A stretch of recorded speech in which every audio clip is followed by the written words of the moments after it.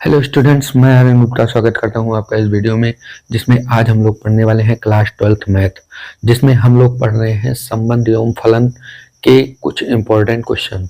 जैसा कि हमने आप लोगों को बताया था कि मैं मैथ की आपकी रिवीजन के साथ साथ आपको इम्पोर्टेंट क्वेश्चन भी दूंगा, तो मैं एक तरफ से आपका रिवीजन भी करवा रहा हूँ, लेकिन रिवीजन उन क्वेश्चन का करवा रहा हूँ जो आपके बोर्ड परीक्षाओं में पूछे गए हैं, यानी जो इम्पोर्टेंट क्वेश्चन है। सारे क्वेश्चन अनसॉल्व से ही लेकर हम आपको बताते हैं। तो आज की इस क्लास में हम लोग फलनों के प्रकार पढ़ेंगे। लास्ट क्लास में हम लोगों ने 1.1 यानी पहली प्रश्नावली जो है 1.1 के जितने भी क्वेश्चन होते हैं संबंध और संबंध के प्रकार पर, उन सबको हम लोगों ने 4 लेक्चर में कंप्लीट कर लिया था। अभी मैथ के बजरंग बाण में ये जो प्लेलिस्ट बनी है हमारे चैनल पर मैथ का बजरंग बाण, इसमें केवल अभी 4 लेक्चर हुए हैं। 4 लेक्चर में हम लोगों ने 1.1 के सभी इंपॉर्टेंट क्वेश्चन और उसका कॉन्सेप्ट जो है उसको क्लियर किया था। कॉन्सेप्ट बताने का बच्चों मेन मोटिव ये होता है हमारा कि जैसे मान लीजिए हमने आपको कॉन्सेप्ट बता दिया, तो बाकी के जो क्वेश्चन हम जैसे नहीं कराते हैं वो क्वेश्चन आपके एग्जाम में आता है तो उसको आप लोग कर ले जाएं, इसलिए हम कॉन्सेप्ट भी बताते हैं। ठीक है, तो आज की इस क्लास में हम लोग पढ़ेंगे फलनों के प्रकार को। संबंध और संबंध के प्रकार हो गया है, अब आज की इस क्लास में हम लोग फलन के प्रकार पढ़ेंगे और उसके बाद 1.2 के जितने भी इंपॉर्टेंट क्वेश्चन होते हैं उन सबको मैं आपके लिए लेकर आऊँगा। 1.2 के और विविध प्रश्नावली और विविध एग्जाम्पल, मतलब जितने भी क्वेश्चन हैं आपके इम्पोर्टेंट, पूरा समुच्चय मतलब संबंध एवं फलन के सारे क्वेश्चन आपके कवर किए जाएंगे। तो आज की इस क्लास में हम लोग फलनों के प्रकार शुरू करने चल रहे हैं, तो शुरू करते हैं। फलनों के प्रकार, फलनों के प्रकार यानी types of function, types of function. पहले हम ये जान लेते हैं फलन क्या होते हैं। ठीक है, पहले हम ये समझ लेते हैं फलन क्या होते हैं। आप लोगों ने 11th क्लास में पढ़ा होगा फलन। ठीक है, फलन क्या होते हैं। फलन मैं यहाँ पर आपको लिख के डेफिनेशन बता देता हूँ, इसकी परिभाषा क्या है, कैसे पहचानेंगे कि कोई फलन है या नहीं। परिभाषा, इसकी परिभाषा क्या है। इसकी परिभाषा जैसे मान लीजिए दो समुच्चय है, मान लीजिए यहाँ पर दो समुच्चय है, जैसे एक समुच्चय ये है और एक समुच्चय ये है। ठीक है, इसको हमने नाम दे दिया ए समुच्चय है, इसको नाम दे दिया बी समुच्चय है। ठीक है, अब इसमें हम मान लेते हैं 1 2 3 4 ऐसे करके हैं, इसमें ए बी सी डी और ई ऐसे करके। अब इसके एलिमेंट क्या है, 1 2 3 4 है, और समुच्चय बी के एलिमेंट क्या है, A B C D E है। ठीक है ना। तो फलनों की मतलब जो है परिभाषा क्या है फलन की। परिभाषा ये कहती है कि समुच्चय ए के प्रत्येक अवयव का, समुच्चय ए के प्रत्येक एलिमेंट का इमेज जो है वो समुच्चय बी में हो। ठीक है, तो मैं यहाँ पर लिखता हूँ समुच्चय ए के, ऐसे लिखिए सेट ए के प्रत्येक अवयव का, प्रत्येक अवयव की इमेज, प्रत्येक अवयव की इमेज, इमेज का मतलब क्या होता है, प्रतिबिंब। सेट ए के प्रत्येक अवयव की इमेज सेट बी में हो या समुच्चय बी में हो, ऐसे लिखिए। सेट को हिंदी में समुच्चय कहते हैं, समुच्चय बी में हो। ठीक, सेट ए के प्रत्येक अवयव की इमेज सेट बी में हो, मतलब इसके प्रत्येक अवयव का, जितने भी अवयव हैं सबका प्रतिबिंब जो है इसमें होना चाहिए। ठीक है ना। जब प्रतिबिंब क्या होता है, हमने आपको बताया था संबंध में कि जब इसके एलिमेंट से संबंध करते हैं, जैसे 1 का संबंध बी से हो जाए या 2 का संबंध सी से हो जाए, तो 1 का प्रतिबिंब बी है और 2 का प्रतिबिंब क्या है, सी है। ठीक है, 1 का संबंध बी से, 2 का संबंध सी से, 3 का संबंध डी से अगर हो जाए तो इसको बोलते हैं कि 1 का प्रतिबिंब क्या है, बी है, 2 का प्रतिबिंब क्या है, सी है, 3 का प्रतिबिंब क्या है, डी है। इसी प्रकार अगर जैसे बोला जाए, जैसे बी का प्रतिबिंब बी 1 से कनेक्ट है, सी 2 से कनेक्ट है, डी जो है 3 से कनेक्ट है, तो यहाँ के लिए क्या बोला जाता है, बी का पूर्व प्रतिबिंब यानी प्री इमेज जो होता है, बी का प्री इमेज जो होता है क्या है, 1 है, सी का प्री इमेज क्या है, 2 है, डी का प्री इमेज क्या है, 3 है। ठीक है ना। तो पूर्व प्रतिबिंब अगर इसमें विद्यमान हो तो उसको क्या बोलते हैं, फलन बोलते हैं, ठीक है ना। सेट ए के प्रत्येक अवयव के प्रतिबिंब समुच्चय बी में हो। दूसरी बात यहाँ पर, दूसरी बात, समुच्चय ए के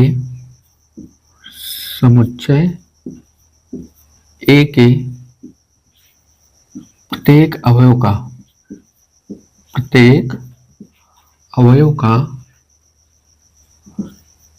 केवल एक प्रतिबिंब हो,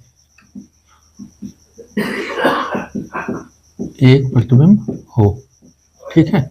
यानी समुच्चय ए के जितने भी अवयव हैं उन सबका केवल एक प्रतिबिंब होना चाहिए, तो इसको हम लोग बोलते हैं फलन। अब हम ए से बी में एक फलन बनाते हैं, ठीक है। ए से बी में एक फलन बनाते हैं एफ, ठीक है। तो हम यहाँ पर क्या करते हैं, पहली बात तो 1 का कनेक्शन हम बी से करते हैं, 2 का सी से करते हैं, 3 का डी से कर देते हैं और 4 का हम कर देते हैं ए से, ठीक है ना। तो अब देखिए ये फलन है कि नहीं। यहाँ पर क्या हमने डेफिनेशन लिखी है कि सेट ए के प्रत्येक अवयव का प्रतिबिंब समुच्चय बी में होना चाहिए, मतलब समुच्चय ए के प्रत्येक अवयव का प्रतिबिंब समुच्चय बी में होना चाहिए। तो यहाँ पर जितने भी अवयव हैं सब कनेक्ट हैं किससे, दूसरे समुच्चय के अवयव से, ठीक है। दूसरी बात, समुच्चय ए के प्रत्येक अवयव का केवल एक प्रतिबिंब हो, तो यहाँ पर जितने भी अवयव हैं सबका केवल एक ही इमेज बन रहा है, ठीक है ना। 1 का इमेज बी है, 2 का इमेज सी है, 3 का इमेज डी है, 4 का इमेज ए है, तो ये क्या कहलाएगा, फलन कहलाएगा, ठीक है ना। तो ये क्या कहलाएगा बच्चों, फलन कहलाएगा, ठीक है ना। ऐसे हम और एक एग्जांपल ले लेते हैं। यहाँ पर जैसे मान लीजिए एक समुच्चय हमने ले लिया ए और इसको ले लिया बी, ठीक है। अब मान लीजिए जैसे इसमें A B C D E करके है और इसमें हमने 1 2 3 4 5 और 6 ऐसे ले लिया, ठीक है ना। कितने भी अवयव ले सकते हैं आप, कोई दिक्कत नहीं है, ठीक है। 2 समुच्चय हैं, दोनों में अलग अलग होना चाहिए। अगर एक समुच्चय होता है तो जो इसमें हो वही इसमें होना चाहिए, ठीक है। लेकिन अगर 2 समुच्चय हैं तो दोनों में अलग अलग होना चाहिए। अब यहाँ पर हम देखते हैं कि देखिए जैसे ए का 1 से कनेक्शन हो गया, इसको हम कलर चेंज करके बनाते हैं। ए का जैसे मान लीजिए ए जो है 1 से कनेक्ट है, बी जो है वो 3 से कनेक्ट है और बी जो है वो 2 से भी कनेक्ट है, सी जो है वो 4 से कनेक्ट है और डी जो है वो 5 से कनेक्ट है, ठीक है। ऐसे कनेक्शन है मान लीजिए। अब क्या ये फलन है, ठीक है। तो पहली डेफिनेशन क्या है, सेट ए के प्रत्येक अवयव की इमेज जो है सेट बी में होना चाहिए। तो यहाँ जितने भी एलिमेंट हैं सबका प्रतिबिंब यहाँ पे विद्यमान है, नहीं एक छूट रहा है, ठीक है, एक छूट रहा है तो हम इसको फलन नहीं कहेंगे। दूसरा भी देख लेते हैं, समुच्चय ए के प्रत्येक अवयव का केवल एक प्रतिबिंब होना चाहिए। तो इसमें देखिए बी का 2 प्रतिबिंब है, यहाँ पर बी का कितने प्रतिबिंब है, 2 प्रतिबिंब है, तो इसलिए ये फलन नहीं है, ये फलन नहीं है, ठीक है। ये क्या है, ये फलन है, ये फलन है, ठीक। ये फलन नहीं है और ये फलन है, ठीक है बच्चों। अब अगर ये फलन नहीं है तो ये क्या है, ये संबंध है, ठीक है। ये क्या है, संबंध है। संबंध क्या होता है, एक किसी समुच्चय का किसी दूसरे समुच्चय के अवयव से अगर कोई संबंध है तो उसको हम बोलते हैं संबंध। ये संबंध है लेकिन फलन नहीं है, फलन की शर्तों को पूरा नहीं कर रहा है, ठीक है ना। अब एक चीज और है बच्चों, हमने आपको 1.1 जब पढ़ा रहे थे तो हमने आपको बताया था 3 चीजें होती हैं। एक प्रांत होता है जिसे हम डोमेन बोलते हैं, एक सह प्रांत होता है और एक क्या होता है, परिसर होता है, ठीक है। एक प्रांत होता है, एक सह प्रांत होता है, एक परिसर होता है, ठीक है। तो प्रांत यानी डोमेन में क्या होते हैं, समुच्चय ए के जितने भी अवयव हैं, ठीक है, इनको क्या बोला जाता है, प्रांत बोला जाता है। तो जैसे हम इसके लिए लिख रहे हैं तो समुच्चय ए के कितने अवयव हैं, A B C D E, ठीक है। ए बी सी डी और ई, ये सब क्या है, प्रांत में आ जाएंगे। दूसरी बात आती है सह प्रांत यानी कोडोमेन। ये क्या होते हैं, समुच्चय बी के सभी अवयव, ठीक है। सह प्रांत क्या होते हैं, समुच्चय बी के सभी अवयव, यानी इसमें जितने भी अवयव हैं 1 2 3 4 5 6, 1 2 3 4, 5 और 6, ये सब क्या है? सहप्रांत है। ठीक है ना, ये प्रांत हो गया। प्रांत में समुच्चय A के सभी अवयव, सहप्रांत में समुच्चय B के सभी अवयव। अब परिसर क्या होता है? परिसर समुच्चय B के वो एलिमेंट्स जिनका संबंध समुच्चय A से है। ठीक है, या हम कहें समुच्चय B के वो एलिमेंट जिनका पूर्व प्रतिबिंब यहाँ पर है। ठीक है, तो यहाँ पर 1 है, 2 है, 3 है, 4 है, 5 है। ठीक है, 1, 2, 3, 4 और 5, ये क्या होते हैं? परिसर होते हैं। ठीक है ना, परिसर जो होता है, यहाँ से एक चीज हम देख सकते हैं। अब जैसे सहप्रांत परिसर समुच्चय B को ही बोला जाता है, लेकिन सहप्रांत में सारे अवयव लिए जाते हैं और परिसर में केवल वही अवयव लिए जाते हैं जिनका संबंध इससे है। ठीक है ना, तो इस हिसाब से अगर देखा जाए तो परिसर जो होता है, परिसर जो होता है वो हमेशा छोटा होता है किससे? सहप्रांत से। परिसर जो होता है वो हमेशा छोटा होता है सहप्रांत से। या हम इसको लिख सकते हैं कि परिसर जो होता है, परिसर जो होता है वो उप समुच्चय होता है किसका? सहप्रांत का। ठीक, उप समुच्चय का मतलब क्या होता है? छोटा है इससे। समुच्चय है लेकिन कैसे है? सहप्रांत वाले समुच्चय से क्या है? छोटा है। तो ये दो कंडीशन और होती हैं, इसको आप लोग ध्यान में रखिएगा, इसमें काम आएगा फलनों के प्रकार में। ठीक है ना, तो इतना स्क्रीनशॉट लीजिए आप लोग। इसके बाद हम लोग देखते हैं फलनों के प्रकार।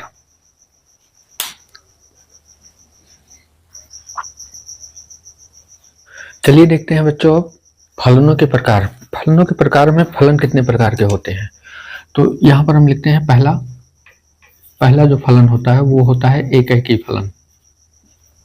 एकैकी फलन जिसे हम बोलते हैं 1-1 फंक्शन। ठीक है, 1-1 फंक्शन, 1-1 फंक्शन।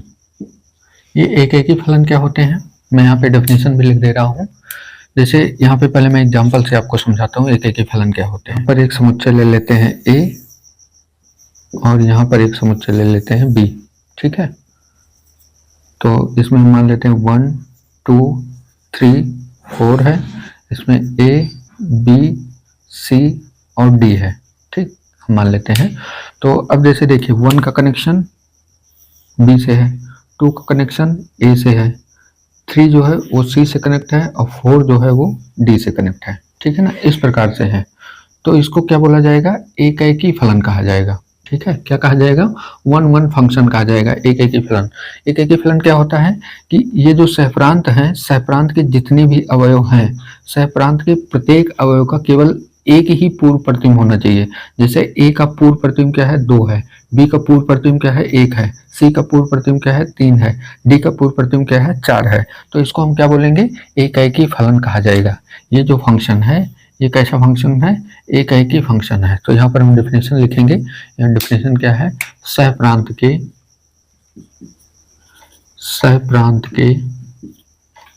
प्रत्येक अवयव का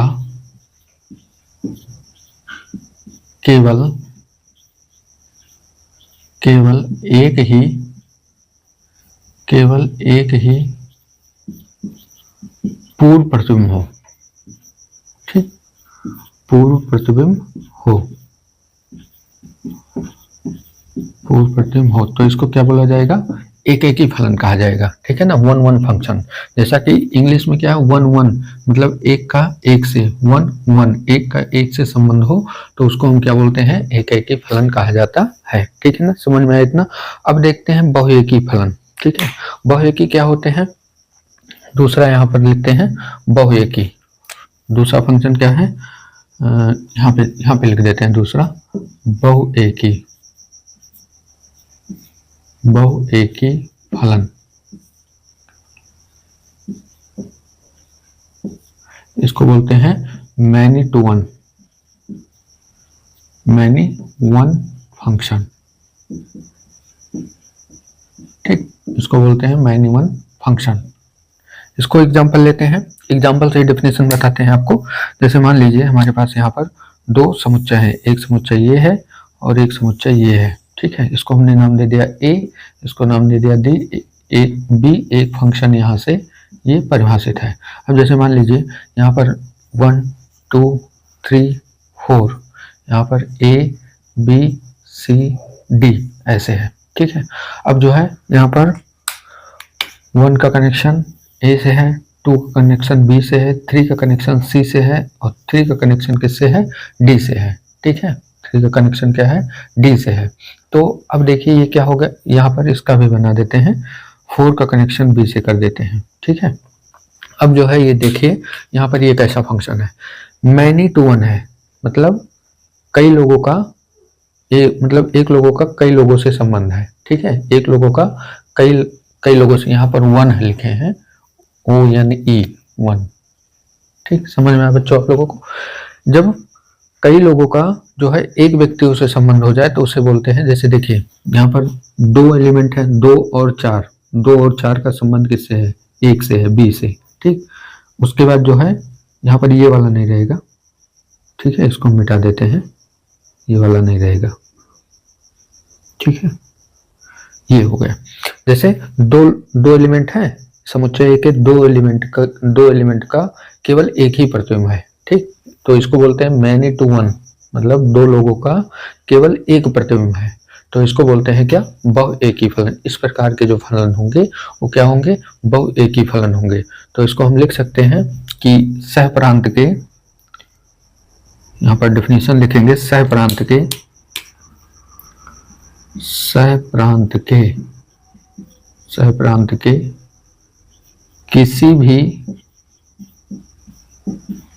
किसी भी अवयव का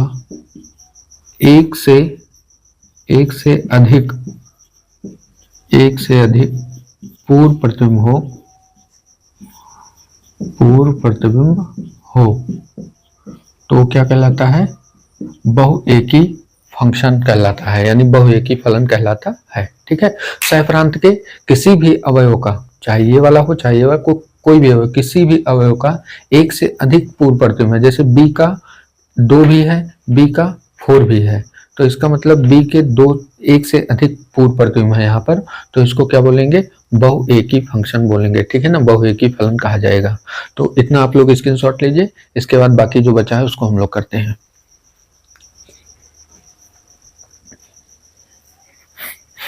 चलिए बच्चों देखते हैं तीसरा कौन सा प्रकार है, तीसरा है हमारा आच्छादक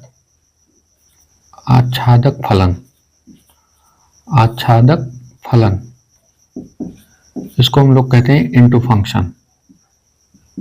इनटू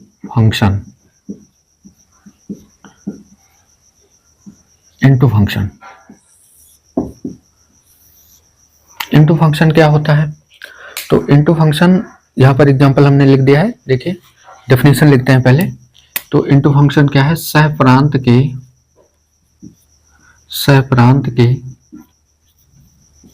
प्रत्येक अवयव का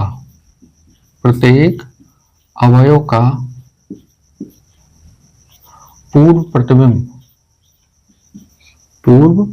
प्रतिबिंब प्रांत में हो, ठीक। यानी कोडोमेन के जितने भी एलिमेंट हैं उन सब का प्री इमेज जो हो वो किसमें हो, डोमेन में होना चाहिए, ठीक है ना। तो सहप्रांत के प्रत्येक अवयव का पूर्व प्रतिबिंब प्रांत में हो, जैसे ए का पूर्व प्रतिबिंब क्या है, 2 है, बी का पूर्व प्रतिबिंब क्या है, 1 है, सी का पूर्व प्रतिबिंब क्या है, 3 है, और डी का पूर्व प्रतिबिंब क्या है, 4 है। तो इसको हम क्या बोलेंगे, आच्छादक बोलेंगे, ठीक है। लेकिन ये एकैकी भी है, तो कोई फंक्शन ऐसे भी होते हैं कि एकैकी और आच्छादक दोनों हो सकते हैं, या बहुएकी या आच्छादक हो सकते हैं, ठीक है। तो ऐसा नहीं है कि एक फंक्शन केवल एकैकी ही होगा, एक फंक्शन केवल बहुएकी ही होगा, ऐसा नहीं है। कई फंक्शन ऐसे होते हैं जो एकैकी भी होते हैं और आच्छादक भी होते हैं, या बहुएकी भी होते हैं और आच्छादक होते हैं। एक और होता है आच्छादक नहीं होता है, जो जिसमें सहप्रांत के प्रत्येक अवयव का पूर्व प्रतिबिंब अगर प्रांत में ना हो तो उसको क्या बोलते हैं, आच्छादक क्या बोलते हैं, उसे आच्छादक नहीं है बोलते हैं, ठीक है। जैसे मान लीजिए यहाँ पर एक फंक्शन है ए बी, 2 सेट है और एक फंक्शन यहाँ पर है, इसमें हम मान लीजिए 1 2 3 4 5, ठीक है। और उसके बाद इसमें हमने ले लिया ए बी सी और डी, तो ए जो है 1 से है, 2 सी से है, 3 जो है वो बी से है, और उसके बाद और छोड़ देते हैं। ठीक है, अब देखिए सह प्रांत के प्रत्येक अवयव का पूर्व प्रतिबिंब नहीं है, एक क्या है छूट रहा है। ठीक है, एक क्या है छूट रहा है, तो इसको क्या बोलेंगे, इसमें 3 ही रखिए, मान लीजिए 3 ही है, तो समुच्चय में 3 अवयव है, समुच्चय बी में 4 अवयव हैं। ठीक है, तो 1 का प्रतिबिंब ए है, 2 का प्रतिबिंब बी है, 3 का प्रतिबिंब 3 का प्रतिबिंब क्या है बी है, 2 का प्रतिबिंब सी है। ठीक है, तो ये इसको एक एक ही तो बोला जाएगा, लेकिन क्या ये आच्छादक है? आच्छादक नहीं है, क्योंकि यहाँ पर डी जो है सह प्रांत का एक अवयव छूट जा रहा है, जबकि यहाँ डेफिनेशन क्या लिखे हैं कि सह प्रांत के प्रत्येक अवयव का पूर्व प्रतिबिंब प्रांत में होना चाहिए। सह प्रांत के प्रत्येक अवयव का पूर्व प्रतिबिंब प्रांत में होना चाहिए, तब इसको क्या बोला जाएगा? आच्छादक बोला जाएगा, अन्यथा आच्छादक नहीं बोला जाएगा। इसमें देखिए सह प्रांत के जितने भी अवयव हैं सबका पूर्व प्रतिबिंब यहाँ पर विद्यमान है, तो इसको क्या बोलेंगे? आच्छादक बोलेंगे। ठीक है, आच्छादक है, आच्छादक है।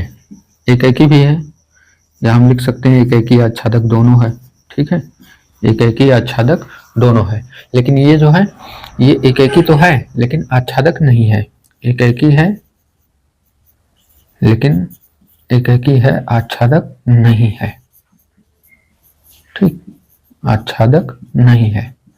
तो इतना आप लोग जानिए कि आच्छादक फलन क्या होते हैं। सह प्रांत के प्रत्येक अवयव का पूर्व प्रतिबिंब प्रांत में विद्यमान है तो उसको बोलते हैं आच्छादक, और सह प्रांत के अगर प्रत्येक अवयव का पूर्व प्रतिबिंब समुच्चय में ना हो तो उसको क्या बोलते हैं हम? आच्छादक नहीं है। ठीक है, ये क्या है? आच्छादक नहीं है,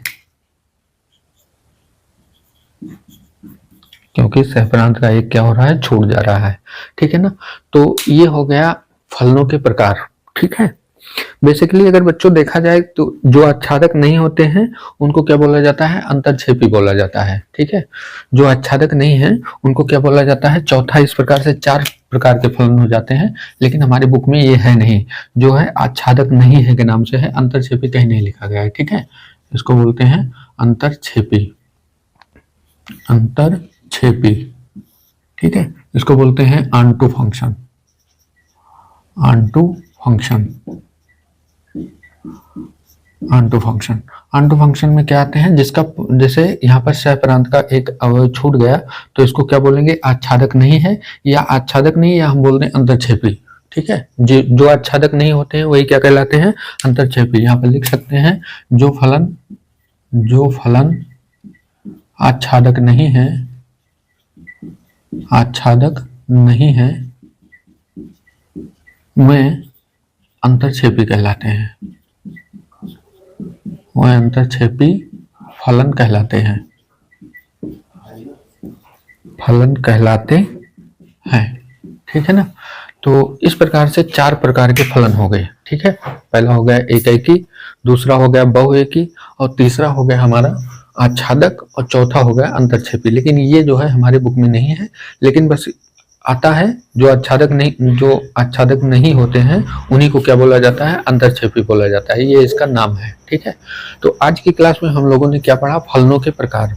इसके बाद जो है अब इसके जो मेनली इंपॉर्टेंट क्वेश्चन होते हैं जो आपके बोर्ड परीक्षा में पूछे गए हैं, सारे क्वेश्चन अनुसार से लिए जाएंगे, तो उसको हम लोग कल की क्लास में करेंगे। आज की क्लास के लिए केवल हम लोग कॉन्सेप्ट पढ़ रहे थे। ठीक है, आप लोग इसका स्क्रीनशॉट ले लीजिए, और उसके बाद हम लोग देखेंगे कल की क्लास में। तब तक आप लोग पढ़ाई करते रहें, मस्त रहें। जय हिंद, वंदे मातरम।